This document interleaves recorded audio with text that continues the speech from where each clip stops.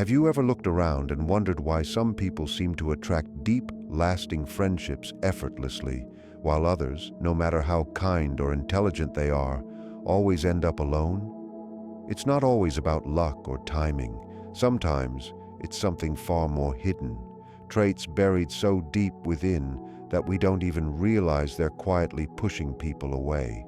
Defensiveness is one of the most common yet invisible barriers that keep people from building meaningful friendships. It doesn't always appear as open hostility or argument. It often hides beneath layers of sarcasm, withdrawal, or overly cautious behavior. A defensive person is someone who constantly feels the need to protect themselves from emotional harm, even when there's no real threat. They might seem calm on the surface, but deep down, they're always preparing for disappointment or rejection. This mindset creates a wall that others can sense immediately. People feel the tension, the hesitation, and the unspoken warning that says, "Don't get too close." For many, this trait begins early in life. Maybe they grew up in an environment where showing vulnerability led to being criticized, ignored, or mocked. Over time, they learn that it's safer to hide behind a mask of indifference or confidence rather than risk being emotionally exposed. They develop a habit of scanning every situation for signs of danger, disapproval, betrayal, misunderstanding, and before they even realize it, they're defending themselves from things that haven't happened. In friendships, this shows up as overthinking every comment, assuming bad intentions, or pushing people away the moment they feel uncomfortable. A defensive person struggles to trust. When someone offers them kindness or praise, they question it, wondering what the other person really wants. When a friend tries to give honest feedback, they take it as an attack.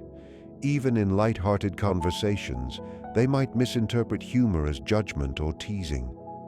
These reactions come from a place of fear, not arrogance. The fear of being seen as weak, the fear of not being good enough, and the fear of being abandoned.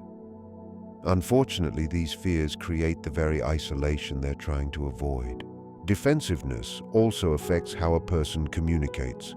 Instead of listening openly, they listen to respond. They might interrupt or rush to explain themselves before the other person finishes speaking. This creates friction because the other person feels unheard or dismissed. Over time, these interactions make friendships feel exhausting. People start to walk on eggshells, carefully choosing words to avoid triggering a reaction. Eventually, most stop trying altogether, not out of dislike, but out of emotional fatigue. The tragedy of defensiveness is that it's built on misunderstanding. The defensive person believes they are protecting themselves, but what they're actually protecting is their loneliness. Their shield doesn't just block pain, it blocks love, care, and connection too. They want closeness but fear what comes with it. So they create stories in their head about others being fake, untrustworthy, or shallow. It's easier to believe no one deserves their trust than to face the risk of being hurt again. But in doing so, they trap themselves in a loop where isolation becomes proof of their beliefs. This behavior also limits emotional growth. True friendships challenge us to be honest and vulnerable. They allow us to share our flaws without shame. When defensiveness dominates, there's no room for this growth. Every disagreement turns into a battle of who's right. Every mistake becomes a reason to withdraw, and every attempt at connection feels like walking into a storm. The person ends up proving to themselves that people are difficult, when in truth, it's their own fear that makes connection hard. Breaking this pattern requires self-awareness. It starts with noticing the small ways defensiveness shows up, like crossing your arms when someone talks about emotions, changing the subject when a friend gets serious, or replaying conversations in your head, convinced you said something wrong. It means catching yourself when you're about to justify, explain, or argue, and instead pausing to breathe and listen. When you learn to tolerate the discomfort of vulnerability, you begin to see that not every comment is criticism, not every disagreement is rejection, and not every silence is abandonment. Gradually, walls start to soften. People respond to your openness with warmth instead of resistance. Friendships deepen because they're built on understanding, not fear. Defensiveness doesn't disappear overnight. It's an instinct shaped by pain, but it can be transformed into strength when you realize that true safety comes not from shutting people out, but from learning to trust yourself enough to let them in. Emotional unavailability is one of the quietest yet most powerful barriers that prevent people from forming deep friendships. It doesn't always look cold or detached. Sometimes emotionally unavailable individuals appear friendly, polite, even charming. But beneath that surface lies a wall built from years of avoidance, fear, and self-protection. These people aren't incapable of feeling emotions. They're simply uncomfortable expressing or sharing them. They fear that showing their inner world might make them vulnerable, dependent, or exposed to pain, so they keep their emotions locked inside where no one can touch them.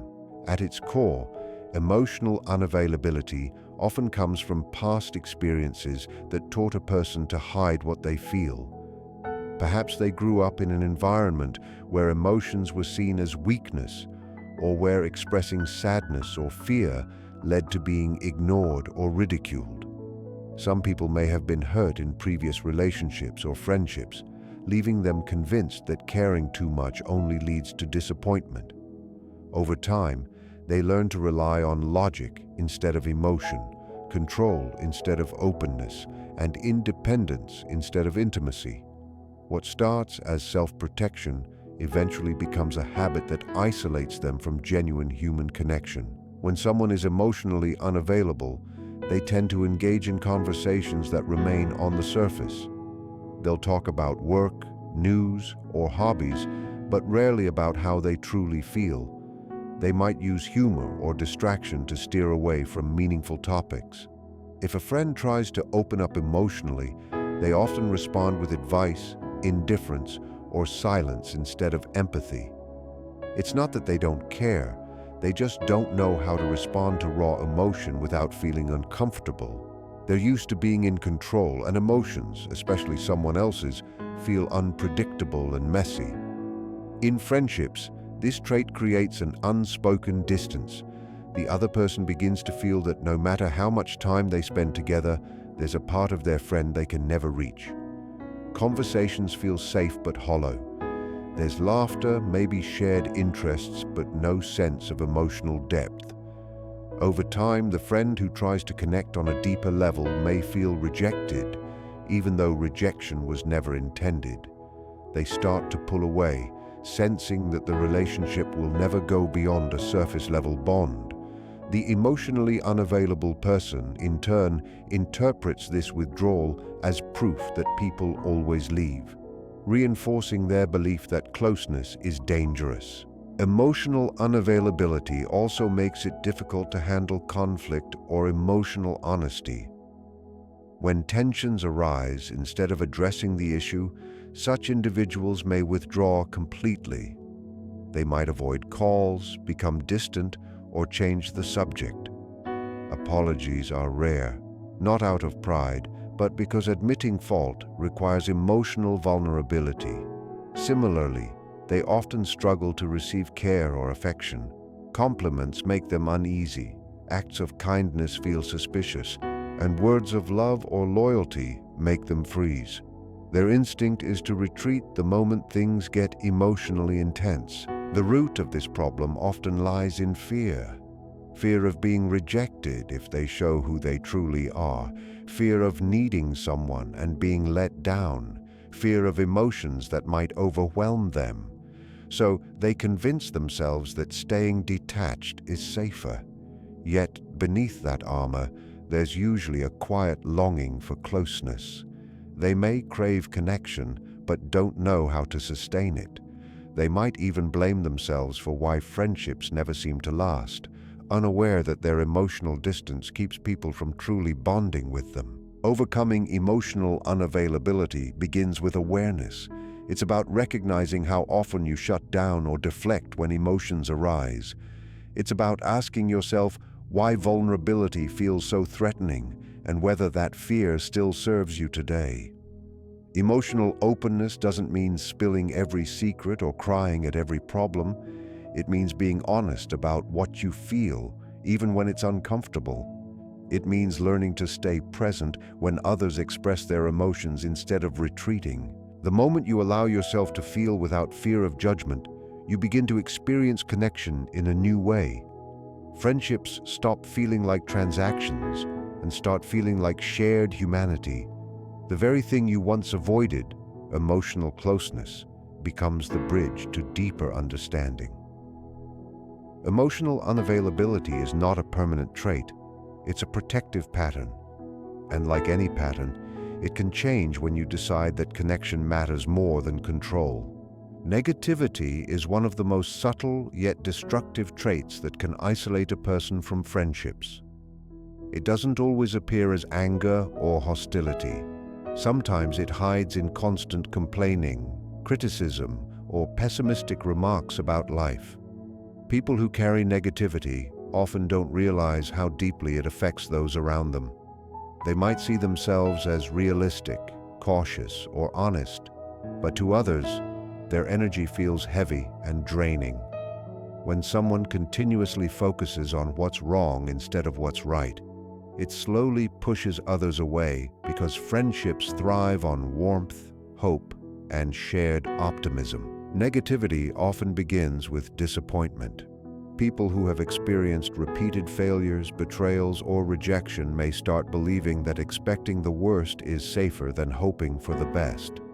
They convince themselves that if they never let their guard down, they won't be hurt again. Over time, this mindset becomes automatic. They find flaws in everything and everyone before giving things a fair chance. They might assume a friend's good deed has hidden motives, or that any new relationship will end in disappointment. This constant suspicion becomes a wall that blocks genuine connection. When someone carries negative energy, it shows in their language, tone, and even body posture. They might constantly talk about problems, but rarely about solutions. Conversations with them often revolve around complaints about work, people, or society. While everyone needs to vent occasionally, negativity becomes toxic when it becomes a default setting. Friends begin to feel emotionally exhausted after spending time with such a person. Instead of leaving the conversation uplifted, they leave feeling drained. Over time, they start to distance themselves, not because they don't care, but because being around constant negativity takes a toll on their emotional well-being. Another form of negativity appears as chronic criticism. Some people have a habit of pointing out flaws in others as a way of feeling in control or superior. They might correct small mistakes, make sarcastic remarks, or find fault in even well-intentioned gestures. They believe they are being honest or helpful, but to others it feels judgmental and dismissive. This behavior discourages others from opening up or sharing their thoughts, fearing they'll be judged or mocked. Friendships require acceptance, not constant evaluation, and when a person is overly critical, they create distance even without realizing it. Negativity can also come from deep insecurity. People who struggle with self-esteem often project their inner pain onto the world around them. They compare themselves to others, envy their success, or assume that life is unfair to them.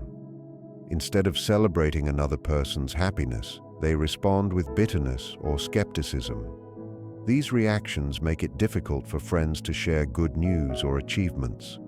Slowly, positive and optimistic people move away, leaving the negative person feeling misunderstood and alone, unaware that their attitude played a role in that outcome. Another hidden layer of negativity is the fear of vulnerability. By focusing on everything that's wrong, some people protect themselves from disappointment. If they assume something will fail, they won't be hurt when it does.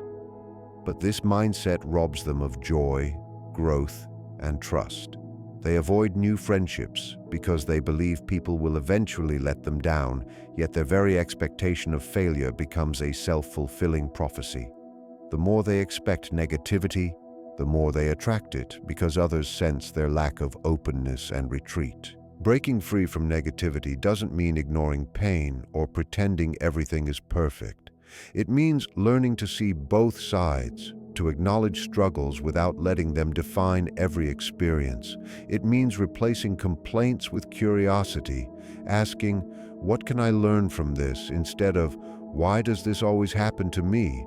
It involves practicing gratitude, even in small things, to rewire the mind toward balance and appreciation. When a person begins to shift their focus from what's wrong to what's possible, people naturally start gravitating toward them.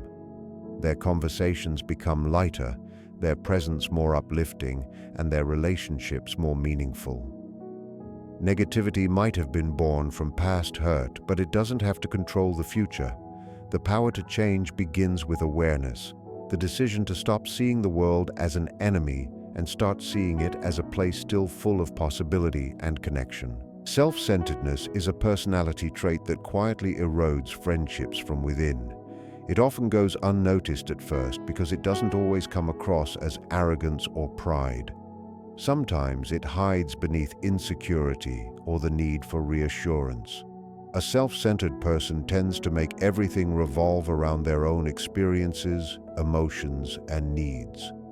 In every conversation, they find a way to turn the focus back to themselves, often without realizing it. They crave validation, attention, and understanding, but rarely offer the same in return. Over time, this imbalance creates a sense of emotional exhaustion for those around them, slowly pushing people away. Self-centered behavior often begins as a defense mechanism.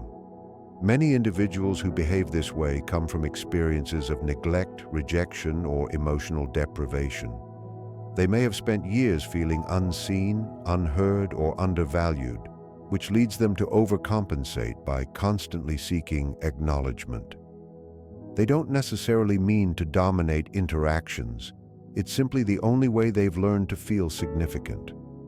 Every story becomes an opportunity to prove their worth or to remind others of their struggles. But this pattern, though rooted in pain, often leads to isolation because friendship requires balance, a flow of giving and receiving that keeps both people emotionally nourished. When a self-centered person speaks, their words often carry an unspoken message.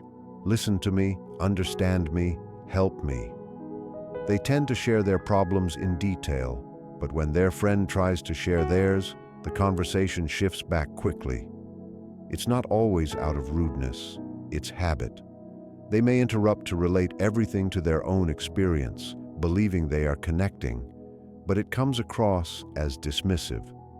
For example, if a friend says they're stressed about work, the self-centered person might respond by listing all their own stresses, unintentionally minimizing the other's feelings. Over time, this pattern teaches others that being around them means being unseen. This trait also shows up in how they view loyalty and friendship. They often expect constant availability, attention, or emotional support from others, but struggle to offer the same when it's needed.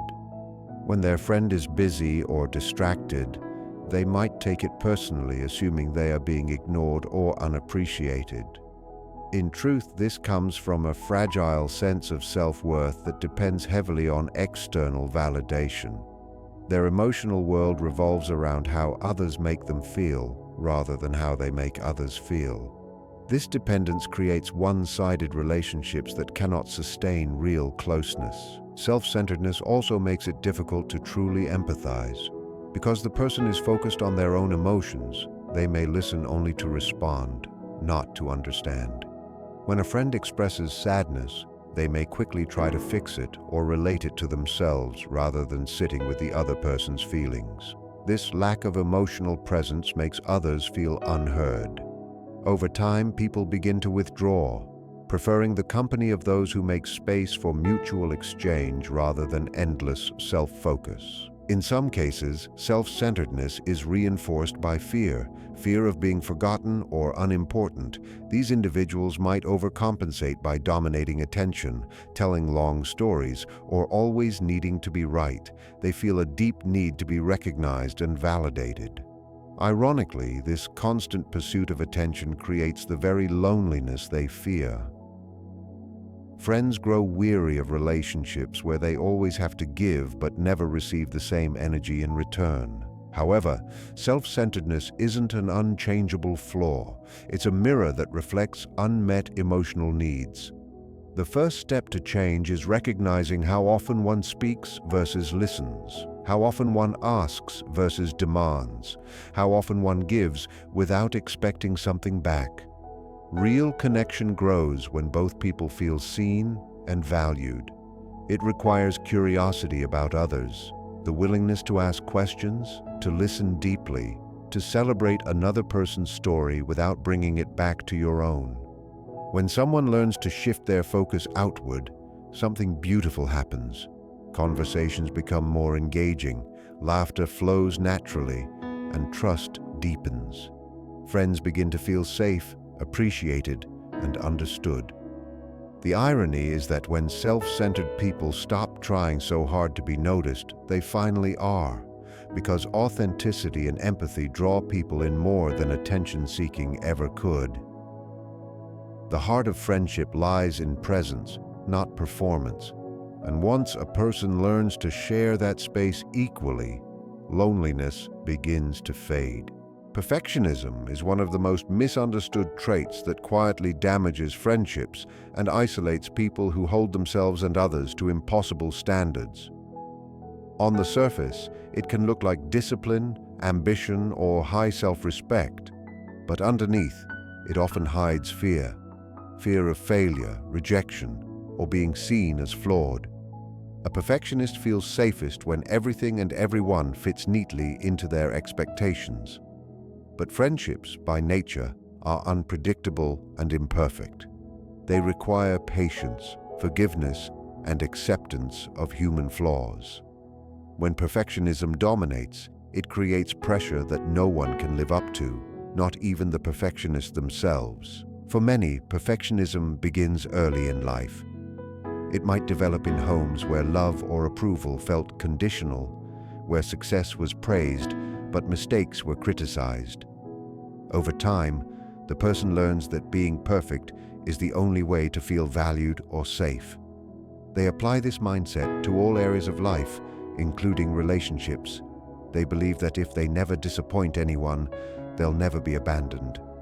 But this constant pursuit of flawlessness turns friendships into emotional tests rather than safe spaces for connection. The perfectionist expects loyalty without fault, understanding without limits, and behavior that always aligns with their ideals. This mindset makes them extremely sensitive to perceived mistakes or slights. If a friend forgets to call, arrives late, or says something that feels off, the perfectionist may overthink the situation, assuming it means the friendship is changing or that they've been disrespected. Instead of communicating directly, they might withdraw or hold silent resentment. Small issues turn into emotional distance because they can't tolerate imperfection in others. They crave control over emotional outcomes, but control and friendship rarely coexist. True bonds thrive on flexibility, the ability to forgive and move forward. Perfectionists also tend to hold themselves to unrealistic standards in how they show up for friends. They want to be the ideal friend, always supportive, always understanding, never needy. When they fall short, they feel guilt or shame, convincing themselves they're not good enough. Ironically, this self-criticism makes it difficult for them to relax and be authentic.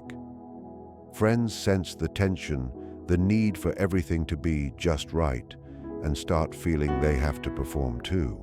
Instead of genuine connection, both sides start walking on emotional eggshells. Another aspect of perfectionism is the need for constant reassurance.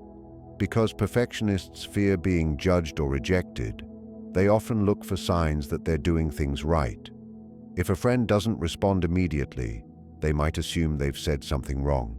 They replay conversations, searching for mistakes, and exhaust themselves trying to maintain harmony. This constant self-monitoring makes interactions feel heavy, and friends eventually feel pressured by the unrealistic emotional expectations. Relationships lose their spontaneity and warmth under the weight of perfectionism. Perfectionism also feeds on comparison.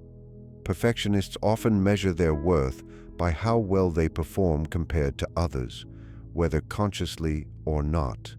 If a friend succeeds, they might feel inadequate, even if they're genuinely happy for them. This quiet competition damages closeness because friendship requires celebrating another person's wins without turning them into a mirror of self-judgment. Perfectionists want to be the dependable one, the achiever, the example. But in the process, they forget that friendship isn't about proving worth, it's about sharing humanity. The real tragedy of perfectionism is that it keeps people from showing their true selves. They hide their struggles, fears, and insecurities to maintain an image of control. But authenticity, the willingness to be seen as imperfect, is what draws people closer. Friends connect not through perfection, but through shared vulnerability. When someone always appears flawless, others feel inadequate or disconnected, believing there's no emotional room for real honesty. Breaking free from perfectionism begins with learning to accept mistakes, both in oneself and in others. It means realizing that flaws don't make a person unworthy, they make them real. Allowing a friend to be human, to disappoint you, to misunderstand you at times, is what makes relationships resilient.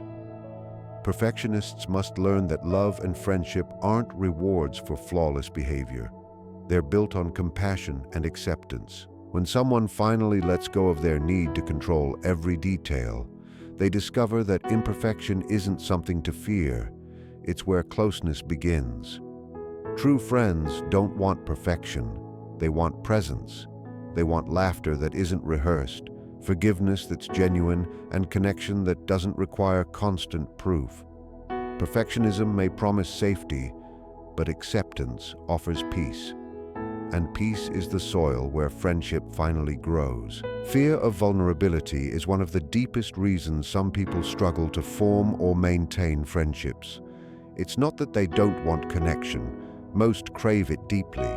But the idea of letting someone see their raw emotions, weaknesses, or past wounds feels unbearable. Vulnerability means showing the parts of yourself that aren't polished or perfect, and for those who fear it, that exposure feels dangerous. They often associate openness with pain, because at some point in life, being honest or emotionally available led to rejection, betrayal, or humiliation. So, they learn to hide behind strength, silence, or humor, believing that if they never let people get too close, they'll never get hurt again. This fear can manifest in subtle ways. People who fear vulnerability might be warm and talkative, but only share surface-level details. They might joke about serious matters, using laughter to deflect emotional depth. When someone asks how they're really doing, they quickly change the topic or respond with a vague, "I'm fine."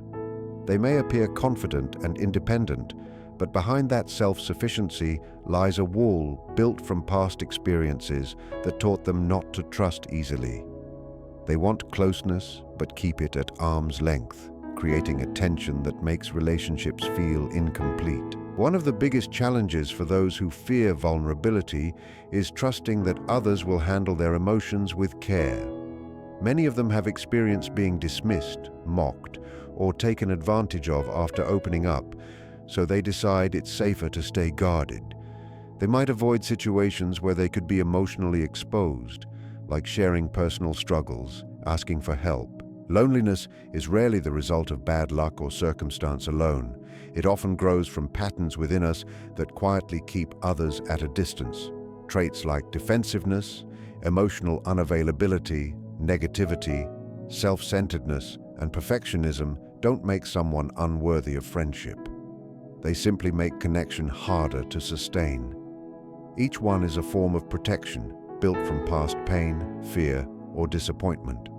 But walls that once kept us safe eventually become prisons that keep love out. The truth is, friendship doesn't ask for perfection. It asks for honesty, openness, and the courage to be seen as we are. When we begin to soften those inner barriers, when we choose understanding over judgment and curiosity over fear, we create space for genuine connection. People are drawn not to those who seem flawless, but to those who make them feel accepted and understood. In the end, building friendships isn't about changing who we are. It's about returning to the part of us that still believes in kindness, trust, and the beauty of being known.